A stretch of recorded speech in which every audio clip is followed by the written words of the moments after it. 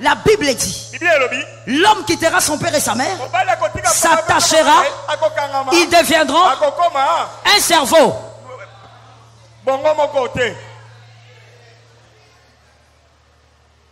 Un cerveau, une seule.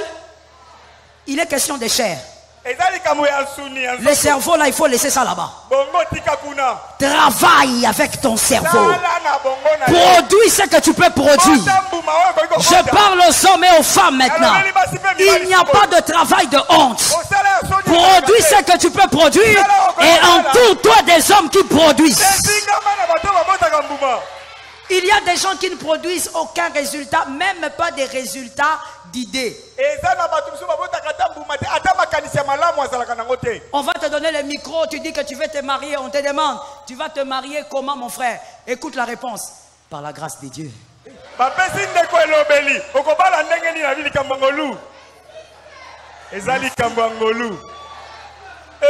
Tu donnes le micro à un jeune homme, hein? Il est fort, il a la bonne santé. Tu lui demandes comment tu te maries.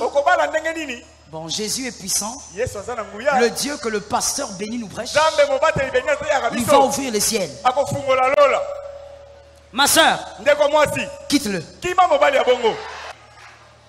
Entoure-toi des gens, des personnes qui aiment l'effort. Aujourd'hui, tous les jeunes gens veulent devenir prophètes. Tout le monde veut devenir évangéliste international. Tu lui dis prépare la prédication, il fait 30 minutes. 30 minutes et il a fini. 30 minutes. Et dans les 30 minutes là, quand il va prêcher,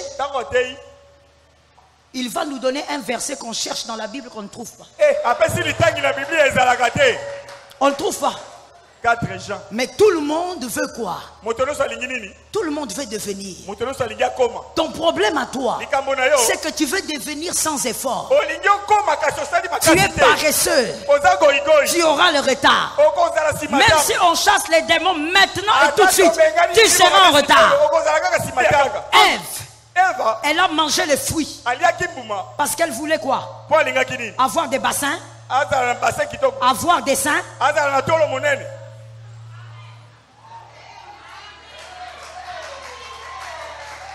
Même la femme que vous incriminez là jusqu'aujourd'hui, vous dites c'est à cause d'elle qu'on est dans les chaos. Mais cette femme-là, elle n'a jamais désobéi à Dieu pour avoir plus de poitrine, plus de bassins, ou même avoir des animaux en plus dans les jardins.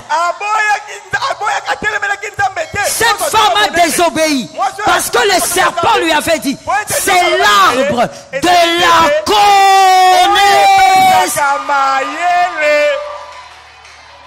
Cette femme-là n'a pas désobéi parce qu'elle voulait avoir des maisons. Ce n'était pas parce qu'elle voulait changer de taille. On lui avait dit il y a la connaissance, il y a une autre intelligence. La femme depuis Genèse, c'est l'intelligence. Je dis à une fille célibataire, tu n'es pas obligé de boire à la mamelle d'un homme bizarre.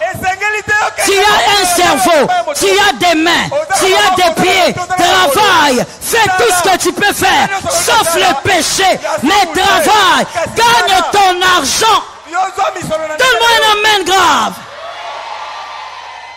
Mademoiselle, gagne ton argent. Arrête de dépendre de quelqu'un qui doit te donner $5.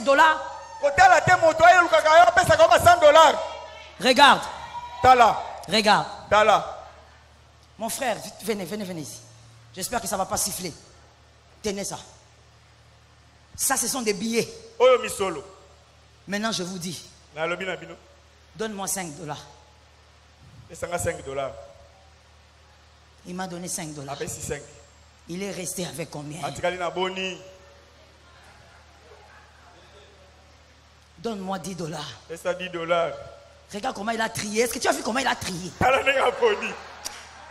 tu n'es pas un bon observateur. Il faut observer. Je n'ai pas voulu le conditionner parce que je sais que c'est naturel. Et il a fait. Et il a fait. Vous voyez? Je n'ai pas voulu lui dire pour ne pas conditionner son mental. Mais il a fait. Si vous regardez bien, vous voyez qu'à un moment donné, il a choisi même deux comme ça. C'est dans le naturel de l'homme. L'homme masculin, quand il te donne, même s'il te donne 200,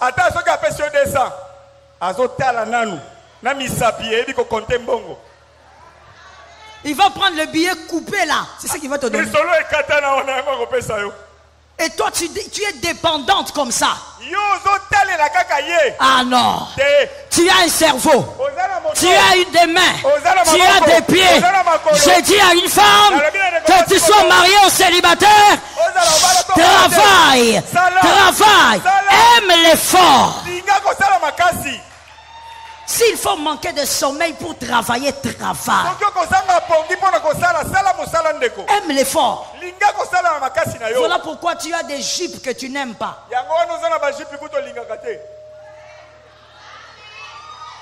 On parle ou on laisse. Ne regarde pas celui qui regarde la montre à côté de toi. Voilà pourquoi tu as des pagnes, madame, hein? Madame mariée, que tu n'aimes pas. Mais tu portes seulement parce que ton mari t'a donné, il a dit porte ça. Il t'a dit tu vas prendre seulement cet argent là, va acheter le pain là où il y a la poule. Vous avez entendu, non? C'est pas là où il y a des poules là-bas.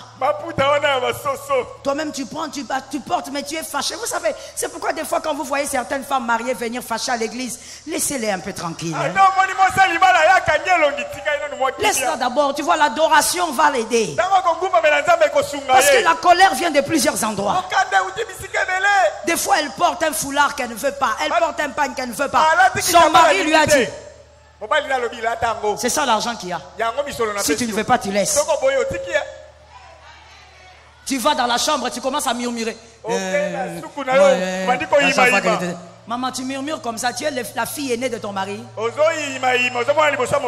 Tu es la fille aînée de ton mari. La Bible dit, l'homme quittera son père et sa mère, s'attachera, ils deviendront un cerveau.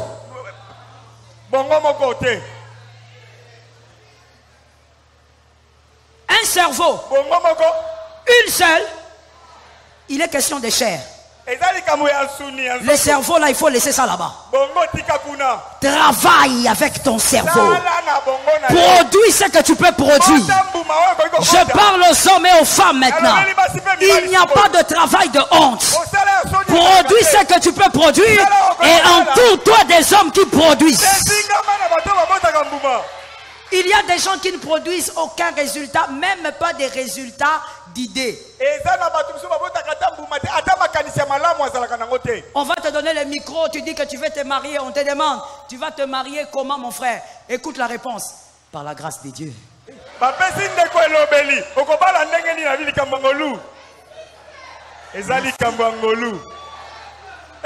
Tu donnes le micro à un jeune homme, hein? Il est fort, il a la bonne santé. Tu lui demandes comment tu te maries. Bon, Jésus est puissant. Le Dieu que le pasteur béni nous prêche, il va ouvrir les ciels. Ma soeur, quitte-le. C'est tout. Il n'y a pas de verset biblique. Un homme paresseux, il est plus dangereux qu'un autre. C'est quoi avec le micro? Les frères du micro ont un problème avec moi. Je disais un homme paresseux, il est plus dangereux qu'un homme pauvre. La pauvreté n'est pas un problème. Parce que de l'indigent, Dieu sort les héros. Mais un homme paresseux, toi tu t'entoures seulement de ces hommes-là. Le matin vous vous réveillez, les joueurs des dames. Vous êtes toujours autour des choses qui ne vous amènent à rien. Mon frère, chaque fois que le soleil se couche, pose-toi la question. Qu'est-ce que tu as produit? Que ça soit ta bataille de tous les jours. Celui qui ne veut pas vivre de retard ne s'entoure pas des hommes à retard.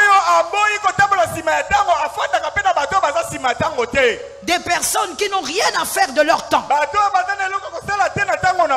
Le temps, ce n'est pas l'argent. Time is not money. Time is life. Le temps, c'est la vie. C'est toute ta vie là. On ne joue pas avec ça. Mais toi, tu t'entoures des gens qui ne te donneraient novelas du matin au soir. Je peux parler. Novelas que tu regardes, ce sont des gens qui travaillent pour leur famille. Ils travaillent pour avoir de l'argent. Toi, tu es là en train de regarder. Embrassez-vous. Embrassez-vous. Ricardo, Mastanado, Gerardo, Matino. Tu vois la scène d'embrassade là. Ils ont répété ça même 5 fois parce que c'est l'argent. Toi tu es là derrière, tu es en train de contempler les gens qui se rendent riches. Répète ça mon frère. Répète encore. Cette fois-là, l'onction est sur vous. Amen. Répétez encore.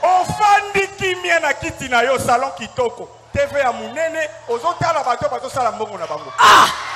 Qui t'a ensorcelé? Je déclare au nom de Jésus, toi-même produis cet argent-là. Toi-même trouve des idées. Entoure-toi des gens, des personnes qui aiment l'effort.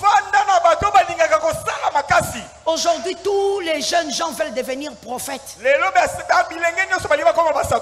Tout le monde veut devenir évangéliste international.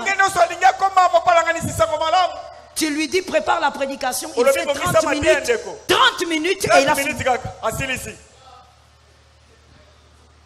30 minutes. Et dans les 30 minutes là, quand il va prêcher, il va nous donner un verset qu'on cherche dans la Bible qu'on ne trouve pas. On ne le trouve pas. Mais tout le monde veut quoi? Tout le monde veut devenir. Ton problème à toi, c'est que tu veux devenir sans effort. Tu es paresseux. Tu auras le retard. Même si on chasse les démons maintenant et tout de suite, tu seras en retard. En 2023, tu seras en retard. Parce que tu as un système de pensée qui te piège. Le premier démon à chasser dans ta vie, mon frère, c'est la paresse. Rebecca a eu son mariage parce qu'elle était au temps où il fallait et elle était en train de travailler. Mon frère, attention à ces personnes que tu aimes beaucoup, mais qui n'aiment pas l'effort. Et comme je le disais, ils vont toujours acclamer ce qui est médiocre. Un homme de grande vision. Un homme qui se voit grand d'ici la fin de l'année. C'est celui qui se met à côté de celui qui le répète, tu n'es pas encore arrivé. J'aime ça, répète ça mon frère. Tu n'es pas encore arrivé. Tu dois arriver. Est-ce que quelqu'un m'entend? Amen. Est-ce que je peux parler à quelqu'un ici? Amen. Avant de passer à la deuxième chose à éviter, je veux m'arrêter là pour ce soir, mais j'aimerais dire ceci. Il y a tellement de fausses valeurs et des systèmes de pensée piégés qu'il faudrait qu'on dise certaines choses. Il y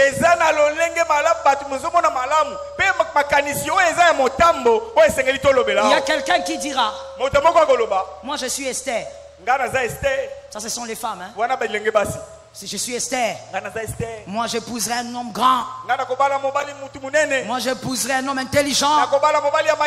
J'épouserai un archibishop. D'ailleurs Dieu m'a dit qu'il était vice-dieu. Les maris que j'aurai. Est-ce qu'on peut parler? Parle maman. On parle? Amen. Pas de colère, hein? À l'église, pas de colère. Je suis seulement en train de prêcher. Amen. Tu dis que tu seras Esther. Esther n'a pas été choisie parce qu'elle était la plus belle. C'est vrai. Mais avant même d'entrer dans le casting, elle devait être vierge.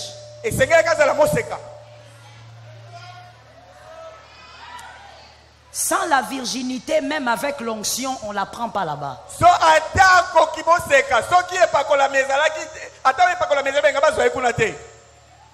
La condition, ce n'était pas l'onction. La condition, c'est que le roi cherchait une vierge. Donc, l'onction est venue après.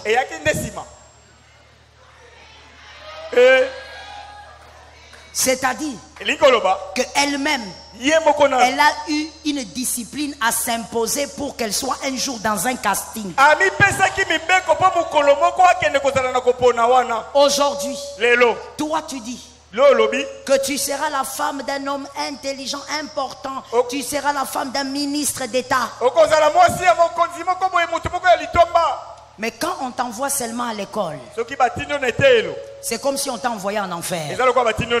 Tu n'aimes pas les études. Tu t'es battu avec les études. Même quand tu écris des textos, on se pose la question. Si tu as écrit, ou bien tu étais en train de dormir.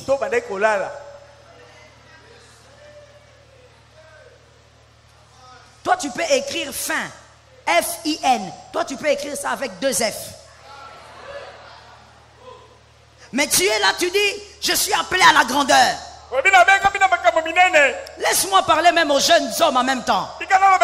Hommes comme femmes. Écoute-moi bien. Lis bien la Bible de Genèse à Apocalypse. L'onction n'amène pas à la grandeur dans une certaine médiocrité. L'onction t'amène à la grandeur et l'onction t'a fini en même temps. L'onction te modèle en même temps. Mon frère, Joseph, il était ce qu'il était. Si on déclare, tout le monde va lever les mains. Mais Joseph n'était pas moins intelligent. C'était un homme capable de donner toute une stratégie économique à un pays. Daniel n'était pas n'importe qui. Un homme intelligent ayant l'esprit supérieur. L'onction n'exclut pas l'excellence. L'onction n'exclut pas les études. L'onction n'exclut pas, je répète, la connaissance. Mon frère, étudie. Ma soeur, étudie. Ces amens sont partis où? Il y a une soeur qui dit, maman, moi j'attends seulement le mariage. C'est là que tu vas te marier. Le petit garçon, ton fils, a besoin de faire les devoirs des maths, tu fouilles. Tu fouilles. Tu commences, attendez votre papa. Attendez, même pour les devoirs de maths de 2e primaire. Mon frère, il est temps que l'église te dise que l'Éternel peut t'attendre très haut, mais il peut t'attendre haut comme Daniel.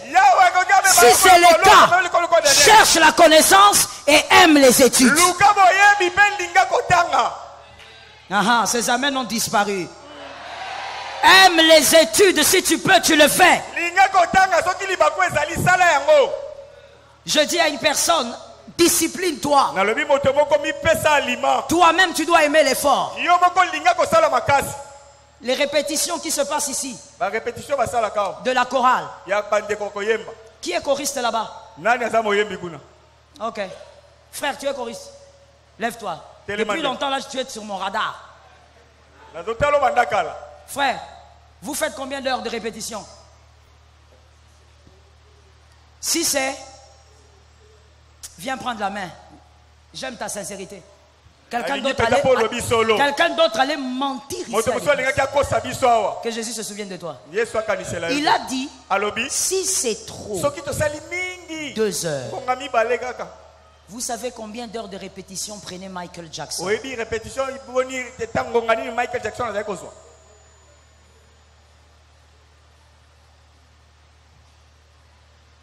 Quand nous tous nous regardons, puisqu'il est déjà mort. Mais à l'époque, nous tous on dit sorcier. Aucun démon ne donne un talent. Aucun marabout ne peut te donner un talent. Le talent que cet homme-là avait, c'est ce talent qu'il travaillait. Et s'il associait à autre chose, mais il travaillait d'abord son talent. Un païen. En tout cas, il fut. Il fut païen. Il ne connaissait pas ton Dieu. Il n'avait pas l'onction que toi tu as. Il avait les millions que toi tu n'as pas. Mais lui ne travaillait pas moins de 7 heures du temps d'affilée en répétition. Non stop. Il travaille 7 heures. Avec le talent qu'il avait et avec les millions qu'il avait. Recevoir les choses selon le temps n'est pas un fait d'hasard. La part de la grâce existe, mais la part de ton effort existe. Donne un amen de quelqu'un qui a compris. Le dernier point. Les personnes à éviter. Cette deuxième catégorie dangereuse sont les personnes qui t'aident à te satisfaire dans ton état. Ce sont des personnes à ne pas fréquenter même si tu les connais. Visite-les de temps en temps. Écrivez-vous de temps en temps. Ne les fréquente pas. Ils vont te démolir. Ils vont démolir ton système de pensée. Ce sont des personnes qui acclament ce que tu es aujourd'hui et qui t'aident à te sentir confortable dans ton état. Ils ressemblent aux personnes qui portaient le paralytique qui était près de la piscine de Bethesda. Vous avez déjà réfléchi à ça? On dit qu'il était malade depuis 38 ans. Mais s'il était malade, c'est qu'il n'arrivait même pas à marcher. Voilà pourquoi il n'arrivait pas à sauter dans la piscine. Mais je vous pose la question. Comment il revenait là?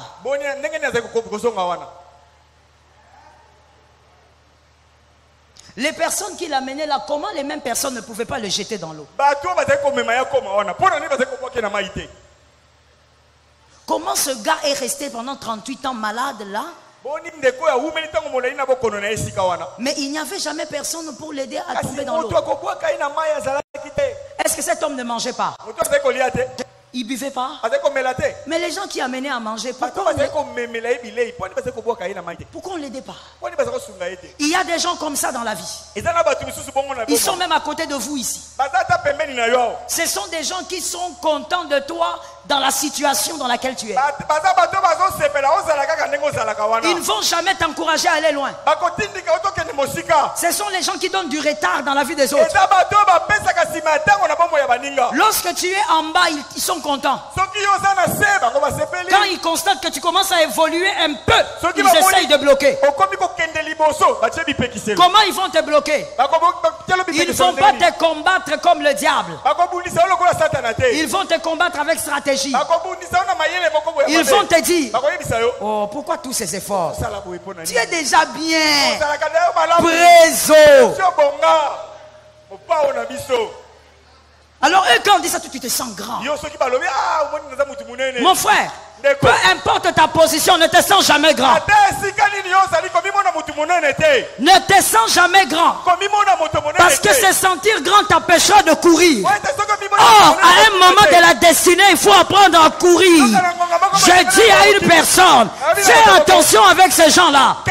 Le diable a menti. Ces gens-là aussi ont menti. Tu iras au-delà de la piscine.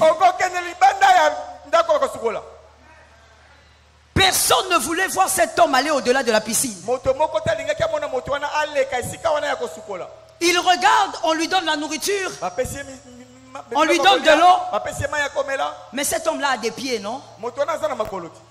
Pourquoi ne pas les jeter dans l'eau pour qu'il marche aussi? Il y a des personnes comme ça. Quand vous les fréquentez, ils vous font croire que tout ce que vous avez fait, c'est suffisant. Leur vrai problème, vous ne devez pas dépasser. Ah, tu vas dépasser. De toutes les manières, toi, tu vas aller à la vitesse de ta destinée. J'ai dit à une personne, au-delà de la piscine de Bethesda, tu as des pieds. Tu vas te lever et tu vas marcher. Les gens vont constater que tu es en train de marcher. Vous savez ce que j'aime avec ça? Mon frère vient. Toi aussi mon frère vient. Regardez ce qu'il y a. C'est la beauté de la marche. Venez là, venez là. Venez là. Regardez. Entre celui-ci. C'est quoi votre prénom? Victoire. Aujourd'hui c'est la victoire. Amen. Entre Victoire. Steve. Entre Victoire et Steve. Victoire est celui qui a toujours marché depuis longtemps. Steve est le paralytique de Bethesda. 38 ans de maladie. Mais le jour où Steve marche, et lorsque lui aussi va marcher, bon, lui marche déjà. Le jour où Steve va marcher comme lui, marchez. Marchez ici, marchez ici. Marchez, marchez ici, marchez ici. Marchez, non frère. Venez comme ça, venez comme ça. Marchez. Je dis à quelqu'un, où est la différence? Il n'y a pas de différence.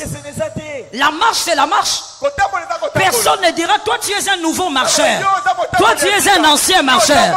Il n'y aura pas de différence. Toi, il n'y aura pas de différence avec toi. Toi qui comprendras aujourd'hui que c'est possible d'aller au-delà de la piscine. C'est possible de marcher aussi. Tu n'es pas obligé d'attendre qu'on te porte.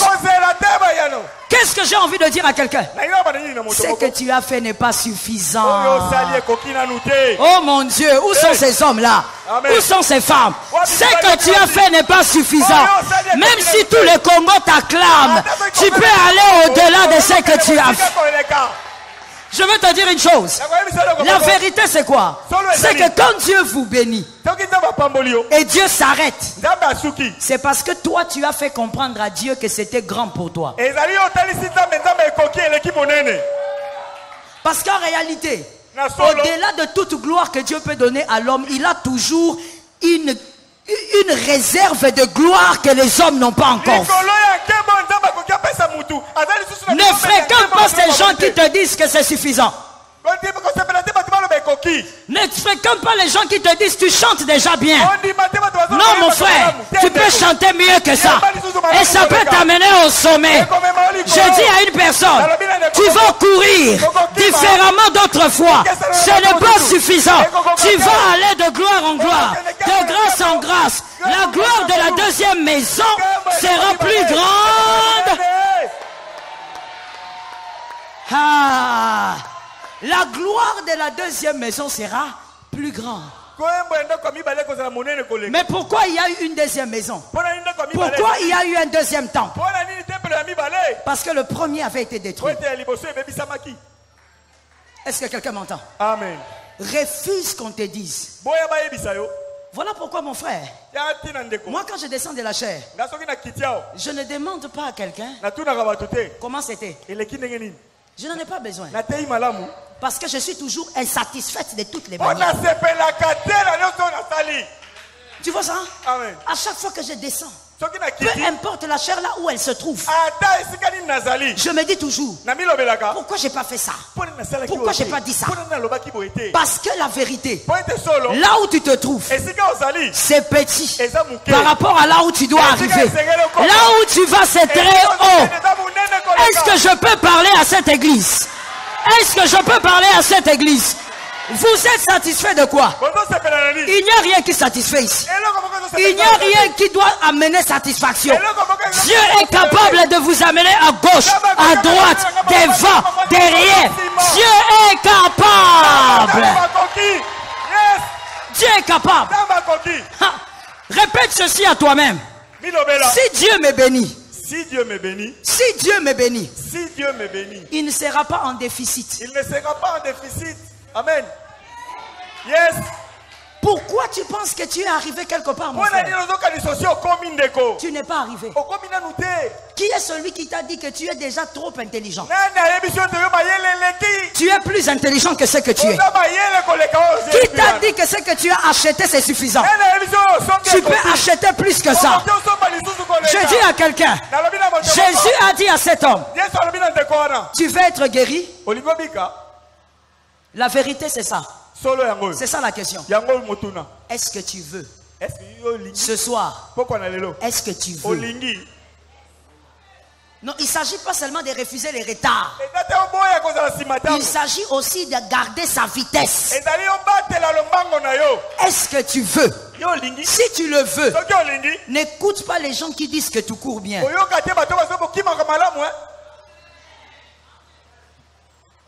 Ah my God. Je vais finir, mais je ne vais pas finir. Mais je vais finir. Ne vous en faites pas. Même si ce n'est pas la dernière phrase, mais ça sera toujours. Je dis ceci. Voilà pourquoi lorsque les boxeurs travaillent, lorsqu'ils sont en train de faire leur sport, il ne se laisse pas entourer de beaucoup de gens, il est seulement avec son coach. Et son coach lui dit, quand il tape, le coach dit encore code. Parce que le coach sait, au-delà du coup qu'il a donné, il peut encore donner s'il sait que ce n'est pas assez. Je prophétise sur toi. Ce que tu vis n'est pas assez. Tu vas encore donner plus que ça. Tu vas produire plus que ça. Tu vas vivre plus que ça. Ah, je disais, toi tu vas produire plus que ça. Ta maison va produire plus que ça. Que Jésus vous bénisse. Que Jésus bénisse sa parole. Abonnez-vous et cliquez sur la cloche de notification pour ne rater aucune vidéo. Prenez soin de vous et que Dieu vous bénisse.